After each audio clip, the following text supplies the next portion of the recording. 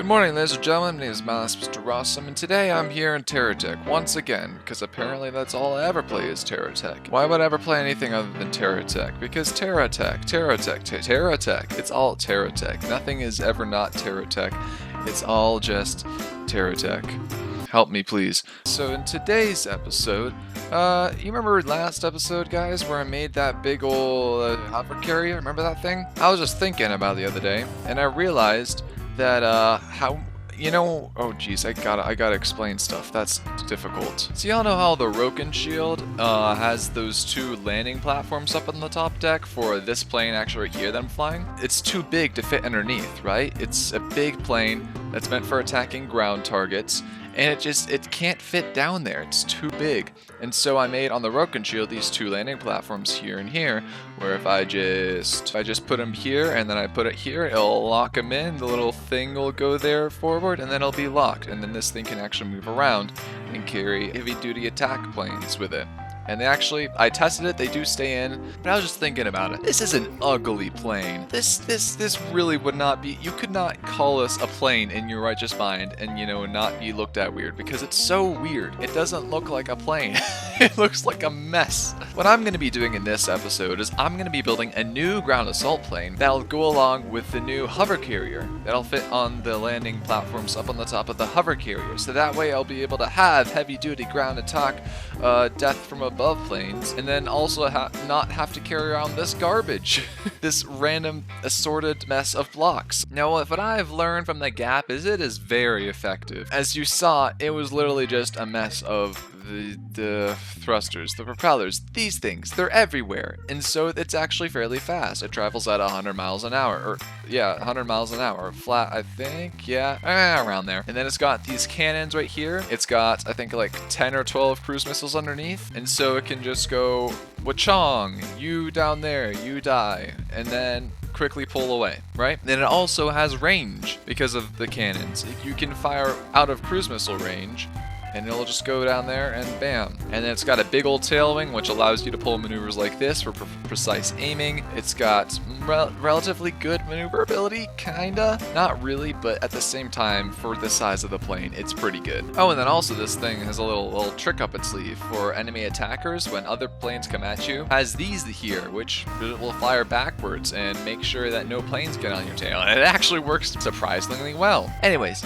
enough of that. We're gonna be making a proper good and true plane. So I suppose the first order of business would be trying to figure out how much room we have to make that work, huh? So I was just thinking, actually, maybe it'd be best if I were to just make the runway. I mean, why not, right? I'm here. I'm supposed to be building a plane, but why not? I can consider this as part of building the plane. There we go. I think I'll use these things for the runway coming down right here.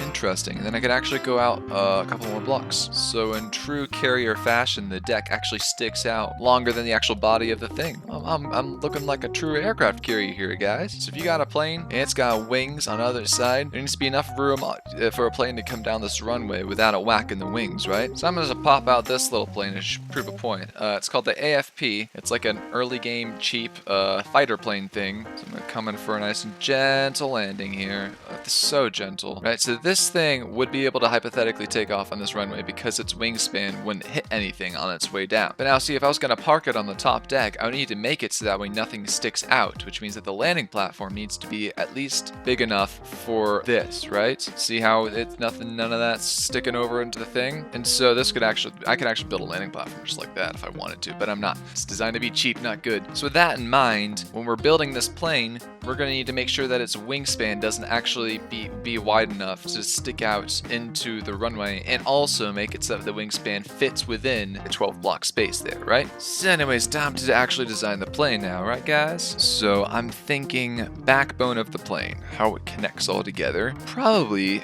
could be something like this. Can't be too long, but it also can't be too not long. Something like this might work out, alright? Here comes the tricky part. How to build things using lightweight blocks, but also have enough attachment points to connect everything together. And I'll just put down an initial wing structure, I think. So that's 3, 6, 9, 12 already. So that's already past the limit. So I'm thinking something like this might do. Oh wait, no, I just remembered.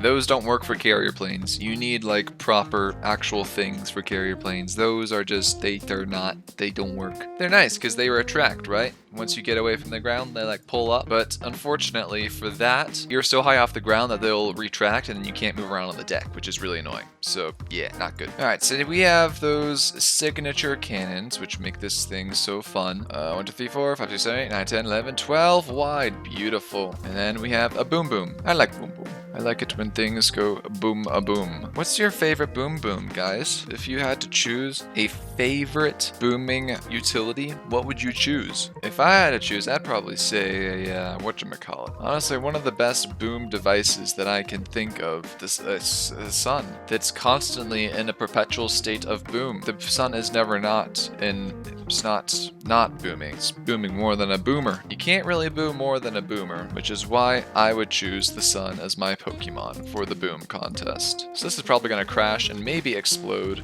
Actually, yeah, it's probably going to explode because it's built out of batteries. So I'm going to just, that's definitely how you spell replacement or palcament. Does it fly? Yeah, kinda. Not well. But flight has been achieved. Alright, so I have actually accomplished the task of creating something that flies already, which is pretty impressive. Normally my things don't really fly first try. They gotta think about it first. Oh my goodness, it's so immaneuverable. Wow, oh goodness, I am in a perpetual state of almost crashing at every point in time. So right off the bat, up here at the front, we're gonna need some protection, so I'm gonna give this thing some of that. Some good loving. So let's see how this is, huh? We have more power for elevators, but we have a lot of weight up here, and that's kind of causing some issues. Alright, so let's see if this has helped with that. Oh, there we go. That's a bit better, isn't it? Oh, look at that. Oh man. Bam! You die, stupid person. So now that we have it kind of balanced, here's what we're gonna do. The main payload of this thing, 12 deadly cruise missiles mounted to this thing's underbody. Now that's not something that a lot of things are gonna want to see, is that. Espresso, guys. It's one of God's greatest gifts to the world. I don't even really care about humans, if I'm going to be honest. I just like espresso. You could have done without the humans, God, actually. I think that was kind of a mistake. Silly God, thinking that humans wouldn't make everything worse. I guess down here would be a good place for instruments, huh? And no, I don't mean like the type you play in band. I mean the type that you play in war, such as a speedometer, an altimeter, a power gauge, and a radar. You know, I've always wanted to try using these things. They look pretty cool. They come on quick. They just don't stick out much from the craft, so they don't really offer much protection, unfortunately. Yeah, it's an interesting concept, trying to use these, but don't know. Because here's the problem with this, is this takes a lot of passive drain, this big shield bubble, which on a plane that's meant to fly long distances with this activated, and then, you know, attack things that are going to be shooting back, it's not good for you to be losing battery like that. You don't got much battery to begin with, so it's best if you can be as efficient as possible. I don't know, I feel like I hate to see these be not useful like most things in Terra Tech. Honestly, I think I might just go with a better future shield bubble. So that's all repaired. The middle's all repaired. Yeah, so you have like a little side skirt right here that'll protect this area that's not protected by these two shields. You have that. We have this, which is utterly and totally worthless now that I think about it. All right, look at this thing, guys. I made a thing. All right, so now all I gotta do is I gotta do the thing that I always end up doing. No matter what it is that I ever build, I will always end up doing this because it's always just makes everything better. Is putting these little steering hovers wherever I can. It helps me take me off. It'll help me, you know, pull maneuvers. It'll just help me do everything. Can we not tilt forward? No, we can't. Can we fix it? I sure hope so. Oh, look at that pull speed. Ooh, look at that. Some nice pull speed right there. Dang. Oh, look at this thing. I just had an idea, guys. I just had an idea that might end up saving the day. Silly goose, you thought you could not power the healing bubbles? Nah, you gotta power them, silly muskrats. You wouldn't want to be a muskrat, would you? I certainly don't want to be a muskrat. Guys, what's a muskrat? Is it just a rat with a nasty musk to it? That sounds gross, not gonna lie. You know what, guys? I think I might end up going back to the whole idea with using these for the rear. Not because it's a good idea, but because it's a cool idea. Alright, let's see how this thing works, huh? Oh, it's actually a little bit back heavy.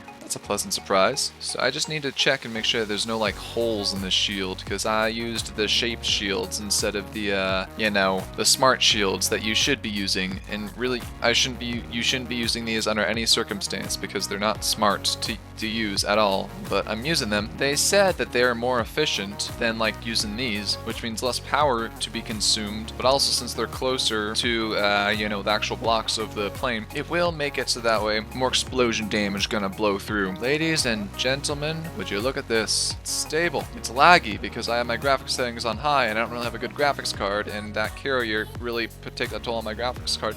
But it's stable, guys. Look at my plane. Oh no, it's doing the thing again. I reported this bug last week on the forums. The devs still have yet to even acknowledge this bug's existence. Seriously, it's annoying. Look, I want it to fall. It's not falling until I actually press the button. Why does this bug exist? Still, after so long, it still exists. And, we're back in the future because I was forcibly kidnapped and made to go get dog food against my will. And so unfortunately now we're in the future. The plane, as you can see, is actually pretty much complete. I managed to get it done within a day, which is rare for me. I normally take lots of time to make something that works, but here it is, guys. It's level. I can fly and it won't tilt up and it won't tilt down. It's nice and even and level. It's got the cannons, it's got the missiles, it's got the defense missiles. It's very maneuverable for a plane of this size. It's got plenty of battery. It's got shields, which are turned off right now to save power. So I'll just pluck those things on. I would say I have made a worthy successor to the Gap 394. So with that will be it for this video. Thank you guys so much for watching. If you enjoyed the video, why don't you just go ahead and you see the channel down there. It's called Mindless Mr. Awesome. Don't know if you've ever heard of him before, but he's pretty cool. And I was just wondering if maybe you could go check him out. See any of his other videos. I don't know. It's up to you. And I mean, I like him, but I know that not everyone likes him. It's up to you. I will see you guys in the next video where we'll be finishing off the hover carrier. Actually, we'll be getting this thing all good and done and on the workshop and all of that yummy stuff. I'll see you then. Bye bye.